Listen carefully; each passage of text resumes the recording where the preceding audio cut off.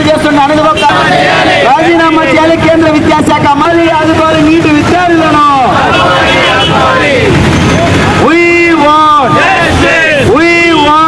Down down central education minister కూటమి మాట్లాడాలి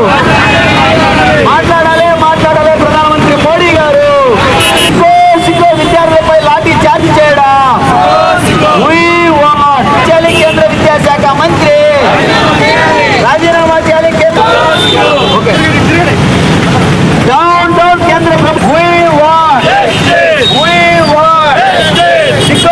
సిగ్గో నీటి విద్యార్థులు మౌనం విడాలి. ప్రధానమంత్రి గారు పత్రం చేయాలి విద్యార్థులు.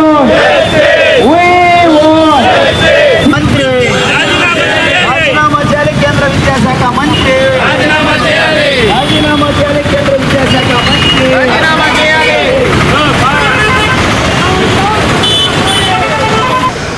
నిన్న ఢిల్లీలో జరిగిన పోలీసుల అరాచకం, లాఠీ చార్జీ, దాదాపు 100 మందికి పైగా విద్యార్థులు, యువకులు హాస్పిటల్ పాలయ్యారు.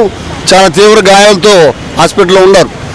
గత 16 రోజులుగా ఈ యొక్క నీట్ ఎగ్జామ్లో పేపర్ లీక్ విషయంలో 20 మంది పిల్లలు ఆత్మహత్య చేసుకున్నప్పుడు కేంద్ర విద్యాశాఖ మంత్రిని ధర్మేంద్ర ప్రధాన్ని రాజీనామా చేయమని వాళ్ళ డిమాండు ప్రధానంగా. అదేవిధంగా చనిపోయిన కుటుంబాలకి ప్రతి కుటుంబానికి ₹1 కోటి నష్టపరిహారం ఇవ్వాలని, ఆ విధంగా ఈసారి నుంచి కూడా ఇటువంటి లీకులు లేకుండా అరికట్టాలని చెప్పని, విద్యార్థుల యొక్క భవిష్యత్తు ఆడుకోవద్దని చెప్పని వాళ్ళు చేస్తూ ఉన్నారు. దానికి భారతదేశంలో ప్రముఖ సంఘ సంస్కర్త, శాస్త్రవేత్త, పర్యావరణ శాస్త్రవేత్త వాంగ్చుక్ దాంట్లో భాగంగా వచ్చి వాళ్ళకి సపోర్ట్గా ఆయన కూడా నిరాహార దీక్ష చేస్తూ ఉంటే ఆయన్ని మొన్న బలవంతమైన హాస్పిటల్లో చేర్చారు.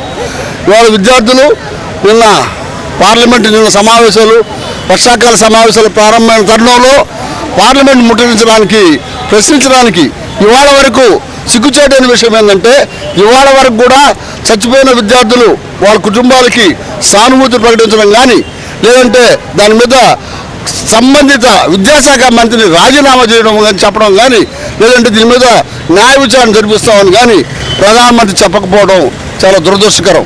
ఈ దేశ ప్రజల పట్ల ఆయనకున్న నిర్లక్ష్యం ఏందో క్లియర్గా అర్థమవుతుంది. విదేశాల్లో జరగడం కాదు, దేశంలో ప్రజల గురించి పట్టించుకోవాలి. ప్రజలు ఎన్నుకున్న వాడే ప్రధానమంత్రి. ప్రజలు ఎన్నుకున్న ప్రధానమంత్రి ప్రజల పక్షాలు లేకుండా ఇవాళ ఈ విధంగా చేయడం కరెక్ట్ కాదు. వెంటనే కేంద్ర మంత్రి విద్యాశాఖ మంత్రిని బర్తరఫ్ చేయాలి. ఈ యొక్క బాధిత కుటుంబాలకి, చనిపోయిన కుటుంబాలకి ₹1 కోటి లెక్కన ఇవ్వాలని, ఈ యొక్క దేశంలో ప్రజాస్వామ్యాన్ని కాపాడాలా. ప్రశ్నించే గొంతుల్ని నులివేయడం అనేది ఇది ప్రజాస్వామ్య వ్యతిరేక చర్య.